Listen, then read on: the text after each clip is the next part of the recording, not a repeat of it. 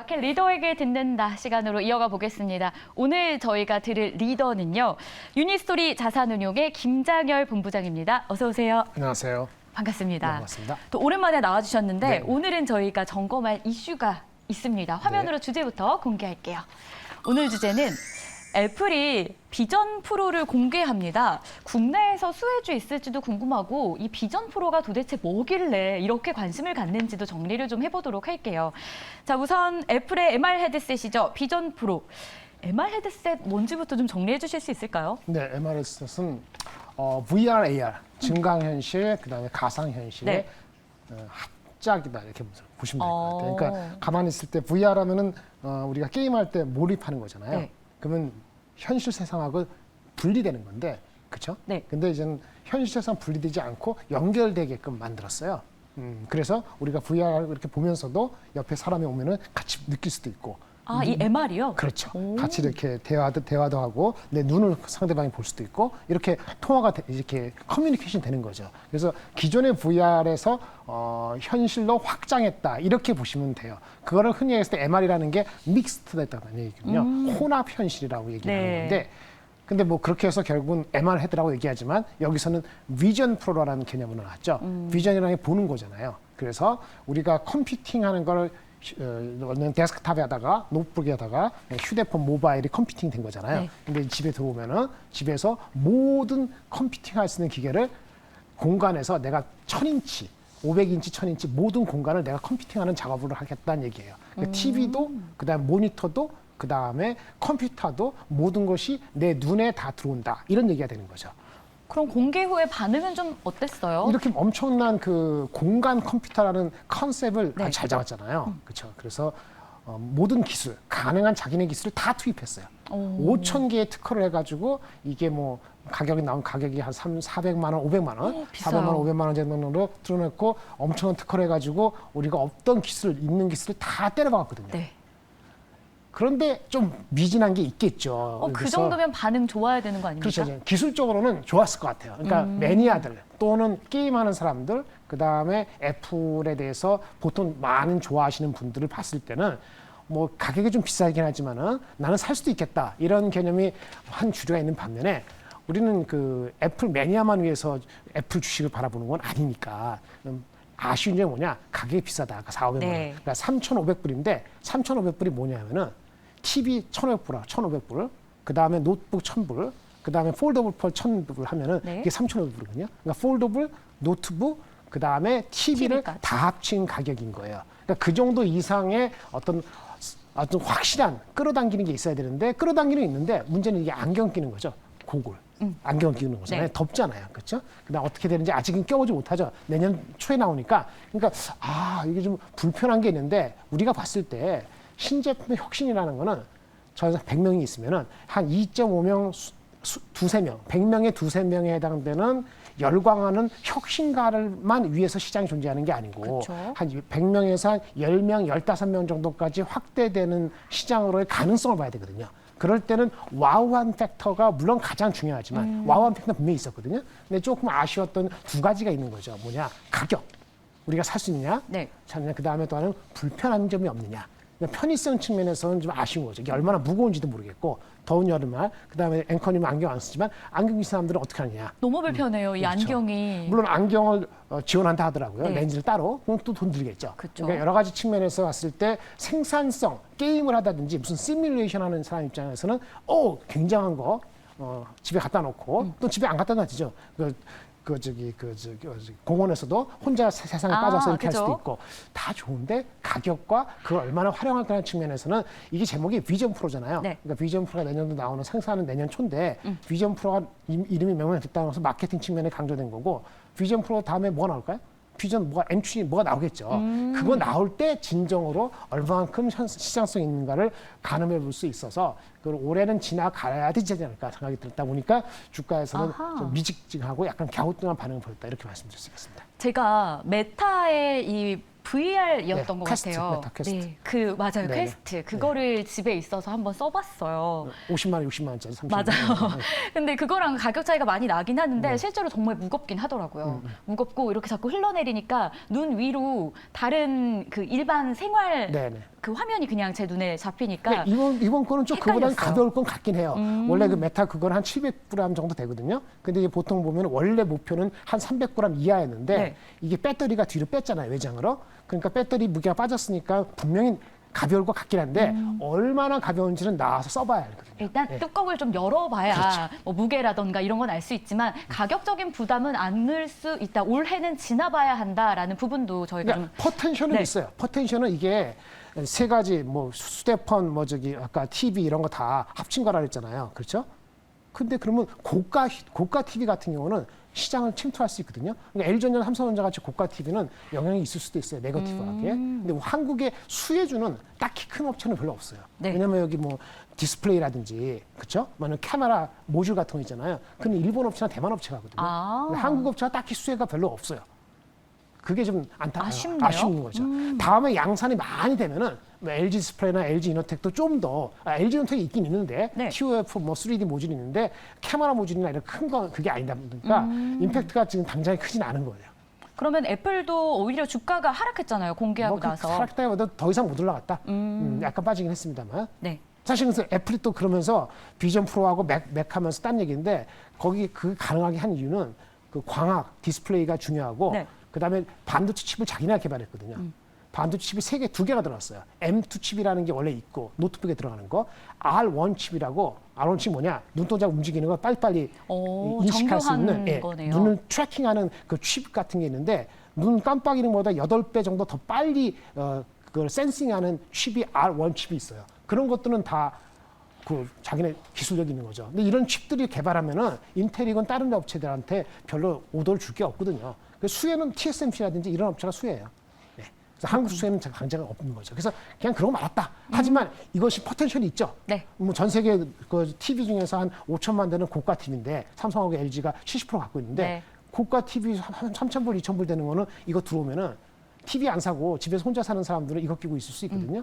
그런 포텐셜은 열려 있다라고 네. 말씀드릴 수 있겠습니다. 당장 이슈성으로는 굉장히 큰 이슈는 맞았습니다만 일단 뭐 관련된 종목을 찾기에는 좀 어려움이 있는 이 현실을 저희가 좀 체크를 해봤고요.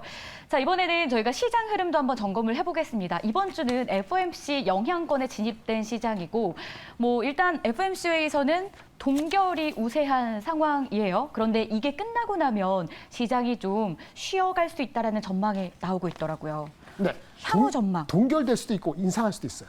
인상도 열고 계세요? 아직 모르겠어요. 근데 물론 저기 그 왔다 갔다 하는 거니까 막 가야 되는데 네. 일단 뭐 서비스 지수 이런 지수들이 경기 하강 쪽에 지표를 두다 보니까 금리 인상이 안 할 수도 있어 나오는 건데 여전히 뭐 고용 지표는 뭐 여러 가지 봤을 때는 뭐 인상해도 할 말 없고 근데 인상을 하든 안 하든 간에 한 번 정도 하더라도 결국은 그게 끝이다라는 컨센서스가 있기 때문에 네. 지금의 초점은 다시 경기가 침체 아니고 서서히 내려가는 슬로우 다운을 하강이라는데 지난번 출연 때도 이야기해 주셨어요. 그렇죠. 예. 슬로우 다운. 그렇게 되면 괜찮다는데 오늘 보니까 월드뱅크인가 거기서 글로벌 그 GDP 포캐스트 높였더라고요. 네. 미국도 0.4 올리고 이런 측면이 긍정적으로 받아들이는 거기 때문에 그래서 미국장이 뭐 AI가 가다가 좀 멈췄습니다만은 이제 섹터에 관계없이 사이클 주식, 에너지 주식, 아니면 경기 소비재 주식 여러 가지 그런 주식으로 이제 매기가 확산되고 있다는 측면이 전체적으로는 긍정적으로 아주 낙관할 수 없습니다만 긍정적인 톤을 조금 더 유지할 수 있을 것 같습니다. 좋습니다.